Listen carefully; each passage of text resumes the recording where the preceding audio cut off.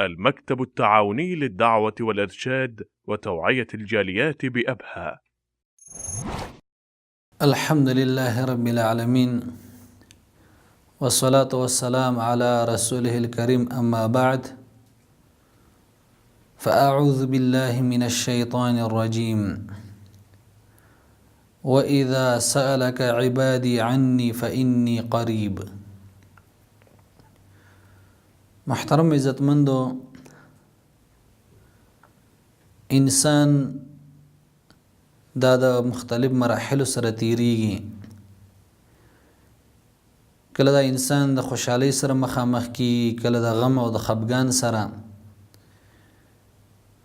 کله د انسان سره صحت وي او کله بیماری راځي، کله د انسان سره د مال کمې او یا یو مصیبت یا یو مشکل یا بل مشکل به د انسان باندې راځي. لیکن په هر حالات کې الله رب العالمین ته ځان محتاج کول دا ضروری او لازمی دي. اولی به ځان نه محتاج کو الله رب العالمین ته، چې الله موږ پیدا کړیو، الله رب العالمین زمون خالق دی، الله په هر یو شی باندې قادر دی. نو محترمو، په دې وخت کې الله رب العالمین ته توجه ورکول په هر وخت کې، خصوصا په داسې حالاتو کې چې کله یو انسان باندې یو مشکل راځي، نو الله رب العالمین ته توجه ورکول، ځکه د مشکلاتو لرې کوونکی او د مصیبتونو لرې کوونکی د الله رب العالمین دی. او محترم عزتمندو، د الله رب العالمین نه دعا غوښتل، ځکه د ډیر ملګرو نه موږ دا اورو، یاره نن خپیم، نن راته دا مشکل دی، نن راته دا مشکل دی. که موږ الله رب العالمین ته توجه ورکو او د الله رب العالمین نه وغواړو، نو د اسمان او د ځمکو خزانې دا د الله رب العالمین سره دي. الله یې موږ ته راکوي او دارنګې دا مشکلات او دا مصیبتونه الله رب العالمین لرې کوي. الله رب العالمین فرمایي: ادعوني استجب لكم. ما نه دعا وغواړئ، زما نه وغواړئ. الله رب العالمین فرمایي: زه درله قبلوم، زه درکومه. او دارنګې الله رب العالمین فرمایي: واذا سألك عبادي عني فإني قريب اجيب دعوة الداعي اذا دعان. کله چې ستانه تپوس کی زما بندیان زما متعلق، نو ورته وایه پیغمبره چې زه نږدې یم. الله رب العالمین دا د مرۍ د رګون نه نږدې دی، الله د عرش د پاسه دی، لیکن په اعتبار د علم سره دا په هر ځای کې دی. الله رب العالمین زمون خبرې اوري، منګه اینی د الله رب العالمین نه څه پټ نه دي. الله یې زمانه وغواړه نو زه درله درکومه او زه ستا دعا قبلومه. محترم اوریدونکو، د الله رب العالمین نه دعا غوښتل او الله رب العالمین ته توجه ورکول. کله کله موږ باندې داسې امور راځي، لیکن موږ الله رب العالمین ته توجه نه ورکوو. که چېرته موږ د خپله توجه الله رب العالمین ته کړه، د الله نه م وغوښتله او د الله رب العالمین نه په صحیح معنو سره دعا وکړه، الله رب العالمین قبلی. الله په خپل بندیانو باندې مهربانه دی، الله په موږ او تاسو باندې مهربانه دی. الله رب العالمین په خپل بندیانو باندې ظلم نه کوي، الله په خپل بندیانو باندې رحم کوي. نوح علیه السلام تاسو وګورئ، الله رب العالمین ته خپل دعا وړاندې کوي او الله ورله قبلی. قرآن کریم کې الله رب العالمین د نوح علیه السلام ذکر کوي: ولقد نادانا نوح فلنعم المجيبون. الله رب العالمین فرمایي چې نوح علیه السلام موږ ته आवाज وکړو، موږ ته आवाज وکړو، زموږ نه وغوښتله، نو الله رب العالمین له دعا قبول کړه. نوح علیه السلام څه ویل؟ انی مغلوب فانتصر. نوح علیه السلام دعوت کاو، قوم خبره نه منو ده، خلکو خبره نه منو ده، او ډیر دعوت یو ډیر کلونه په سونو کلونه. الله رب العالمین ته وی انی مغلوب فانتصر، زه مغلوب یم، دا خلق د دې قوت په ما باندې دی، دیو سرکش دي، خبره نه مني. الله رب العالمین زما مدد وکا. نو الله رب العالمین د لوی ذات دی چې د خپل بنده مدد کوي. الله رب العالمین په قرآن کریم کې فرمایي ففتحنا ابواب السماء بماء منهمر وفجرنا الارض عيونا فالتقى الماء على امر قد قدر وحملناه على ذات الواح ودسر.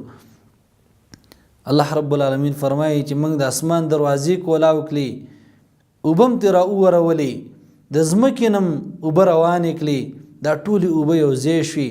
نوح علیه السلام الله رب العالمین خلاص کو، او دغه سرکش خلق د الله رب العالمین پکې هلاک کړه. نو ګوره الله رب العالمین دعاګانې قبلی، الله رب العالمین ته توجه ورکول، الله نه دعا غوښتل.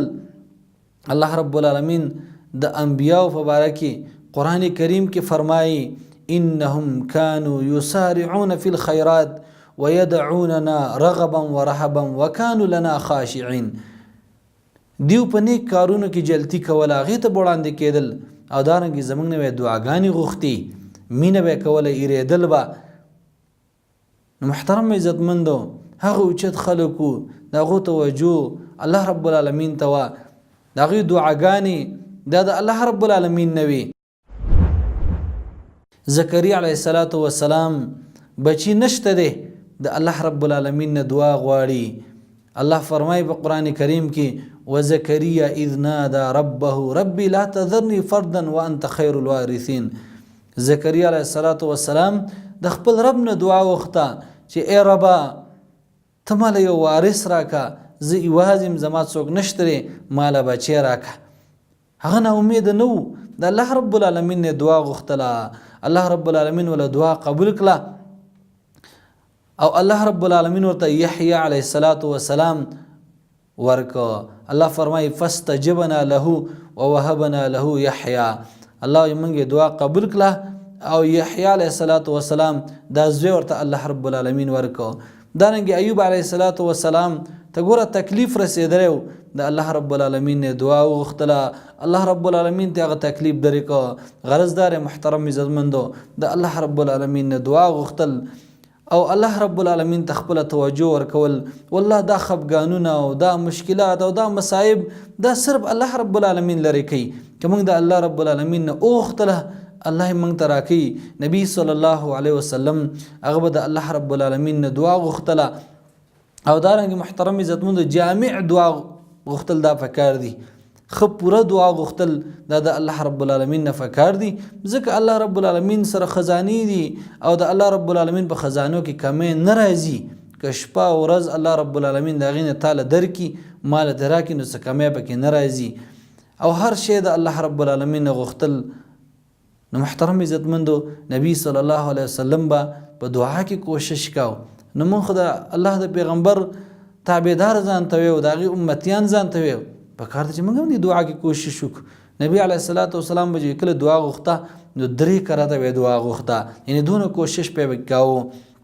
او دارنګه نبی صلی الله علیه وسلم فرمایي وایي چې کله تاسو دعا غواړئ نو داسې دعا وغواړئ چې ستا یقین د قبولیت، داسې مو وي چې بس اسې لاس اوچت کړه او خلاص نه. په دې دعا کې الله رب العالمین ته زاری کول او دارنګه پوره یقین ساتل چې الله رب العالمین زما د دعا قبلوي.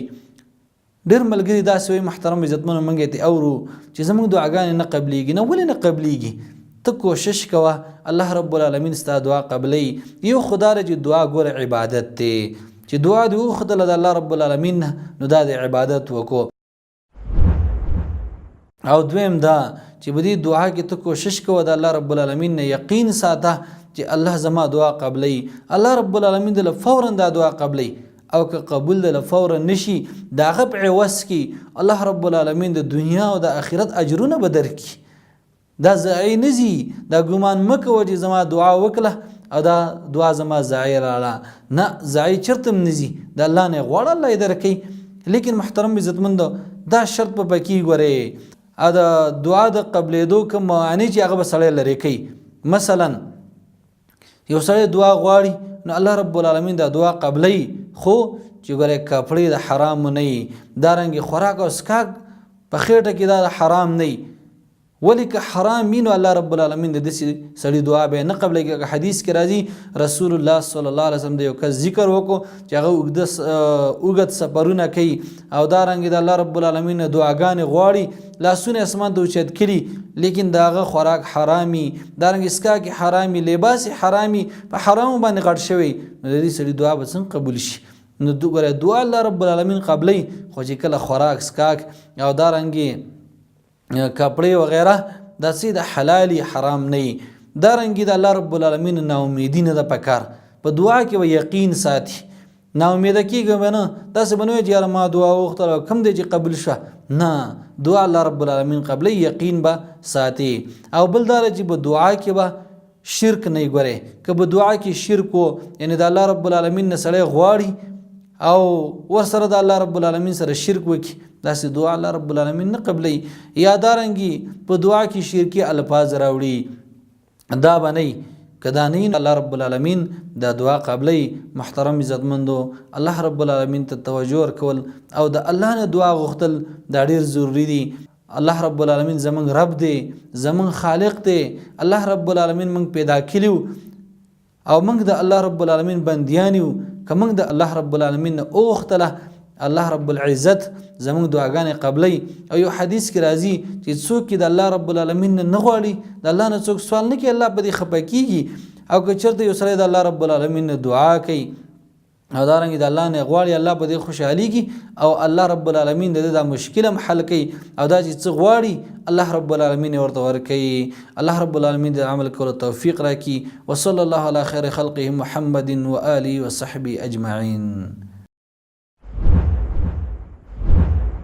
ونحمل هم هذه الجاليات بآيات الكتاب البينات بها كم أبصروا سبل النجاة فضجوا بالشهادة ناطقين، فضجوا بالشهادة ناطقين.